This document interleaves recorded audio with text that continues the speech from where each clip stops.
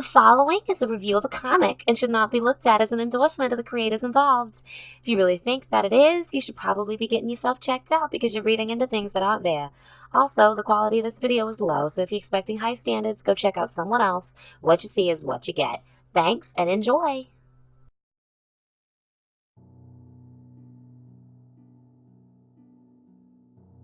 Hey guys, Starcraft here, and got a short one with you. We're coming up soon on December, nearing the end of the year. We're not there yet, but we're coming up on it. And one of the things you probably noticed I had on a lot of my my thumbnails that I was showing for previews were a bunch of finales, final stories, ending of eras. And I feel that's a good way to end the year out. Especially if everything with YouTube starts happening better, and then this might end up being my last couple months or weeks. Might as well try to go out with a bang, huh?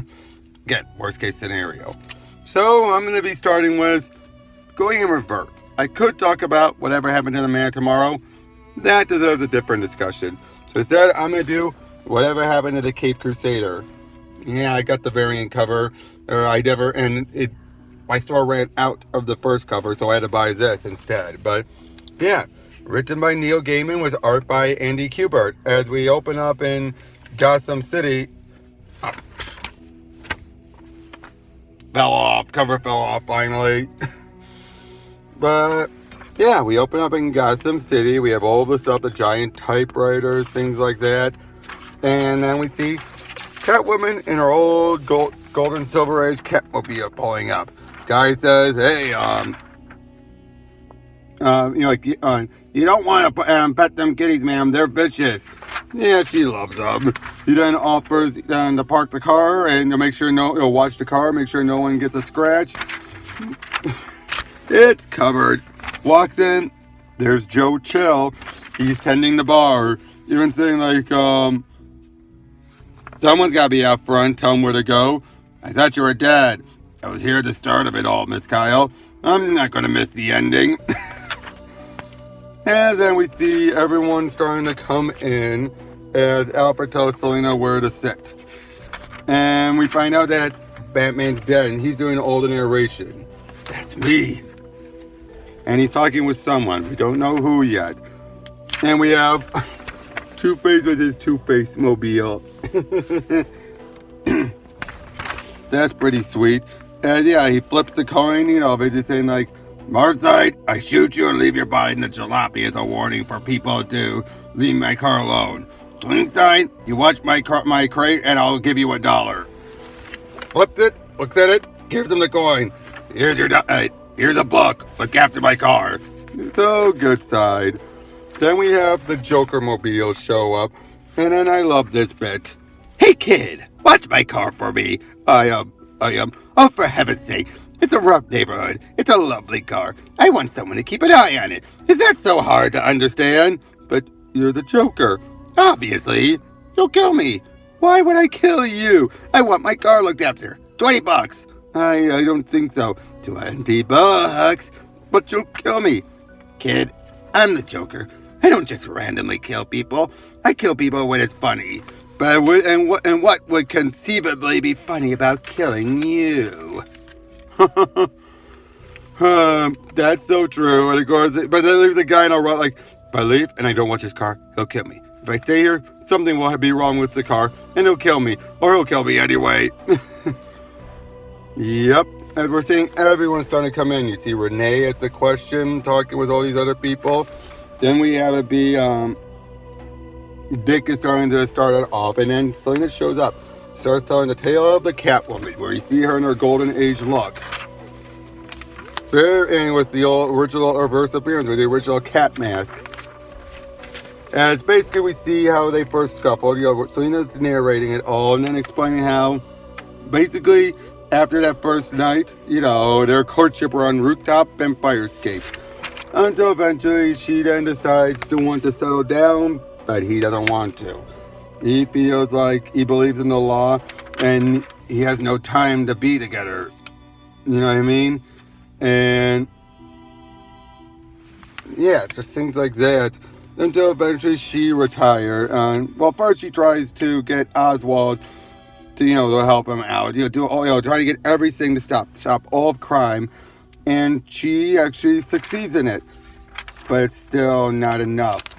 And because Batman tells her, stop it, not to quit it. Don't be and don't interfere. She eventually retires, and eventually Batman shows up, dying, and well, she then ties him up, and she lets him bleed out because he won't stop. He won't, and she loves him too much for him to just keep on doing this to himself. So he dies. But then Batman points out, that was the death of Robin Hood, not mine. It was your death, or at least it was Batman's. And we then get the Alfred giving a tale about how he was in this acting troupe, which all look familiar, wouldn't you say? As we see that something similar, with the Waynes, he takes over. That they die and their death happens, him becoming Batman. But then in this case, he makes the Batmobile, all this stuff. But then the smile faded. There wasn't that much crime happening. He stopped them. Most of them wouldn't keep committing crime, so he felt like, what am I doing? There's no point in all this. He was moving away, and he was just mentally moving away. So he decided to bring out some of his friends, including a guy who would be named Riddler. Now, he basically admits he had to stop acting because he was getting too much in the roles, but Alfred convinced him to come back. He brought everyone back. And Alfred became the Joker in this reality. And it is pretty damn awesome, actually. Until Bruce finds out and chews him out. He yells at him, how dare you? And it was the only way to keep you going, sir. Then they find out the bat signal and find out that Eddie is going and is having a mental breakdown. Eddie naturally, he's freaking out, and then he shoots Bruce right in the face because again he just snapped, and we find out that's the tale he gives. We get for this issue we only get 2 tales, but in the next one in this issue, the second part, we get a whole lot of others as different people walk in. I think that's what to be the ventriloquist, then Ivy, then Azrael. And each time Batman keeps changing his look. He looks like the Dark Knight Returns. He looks like the Kelly Jones long ears. And then you see a regular Batman. All of them are coming by, and each one giving different tales recounting of what happened. Batman had a bomb, and if he takes off the lever, it's not, it could take out the whole city. So what does he do? He goes into the water. Or, each one telling a different tale about how Batman just won't quit. Like, Joker's like, why won't you laugh? And he's like, because it's not funny. He died. But he still didn't smile. And he was right. It wasn't funny, but it should have been. We have just, again, each one giving different tales, like how Bullock said how a flash flood was coming through. He handed the child to Bullock, and then he was washed away and died there. How about Ra's al Ghul said how he simply got killed off by a snake while leaving their duel. Superman mentions how, again, he will keep fighting. He said, and while they're trying to kill me, they aren't killing innocents. Things like that. Each one until it finally starts to end, and we find out who the mysterious voice is. It's his mother.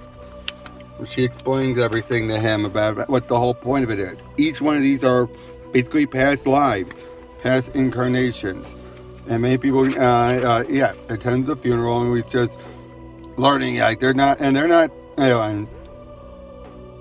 when people aren't even talking about him, they're talking about Batman. And Batman never compromises. He keeps the city safe. And he never, ever gives in or gives up. As we start to see all these different, examples of his adventures, everything. And then, eventually, we see everything's closing up. We see Joe Chill, now an old man, as he's closing up shop, the bar. And we then see the beginning again with them being shot, killed. And then we find out from Martha that all this is about his reward. Batman's reward for being in Batman, for never stopping, never giving an inch, never changing anything, never being corrupted. His reward in most versions, like obviously because he dies different points, his reward is always for being Batman is to be Batman, but to have those few happy years with his parents. That doesn't take account of curses where his parents were cruel to him, of course, but let's just go into that whole notion that that's his reward, though, those few happy years.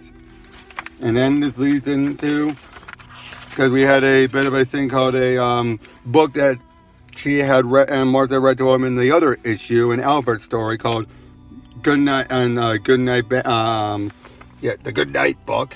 And it starts doing, all this Good Night and Good Night House, Good Night Batcave, Good Night Mechanical Car, Good Night Giant Penny, Good Night Batmobile, Good Night Alfred, Good Night Boy Wonder, Good Night Joker, Good Night all of you, Good Night Jim Gordon, Good Night Gotham City, Good Night Bicycle, Good Night Stars in the Sky, Good Night, Goodbye, Good Night.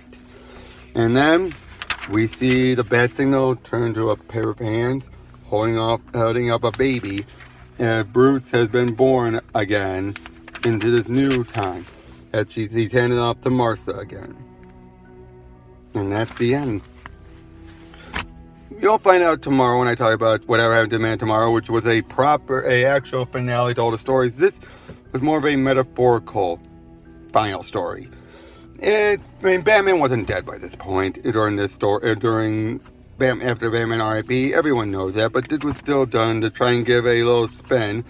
And Gaiman basically, rather than giving it for one incarnation, he chose to get a bit more broader with it and gave us instead a story that was more about Batman at the end in general, each time. And he comes up with some different, interesting interpretations and ways of how he ends. But basically shows that there's always one constant in 90% of incarnations of Batman. He always had those happy years with his family. Doesn't matter how it ends, how it begins is almost always the same.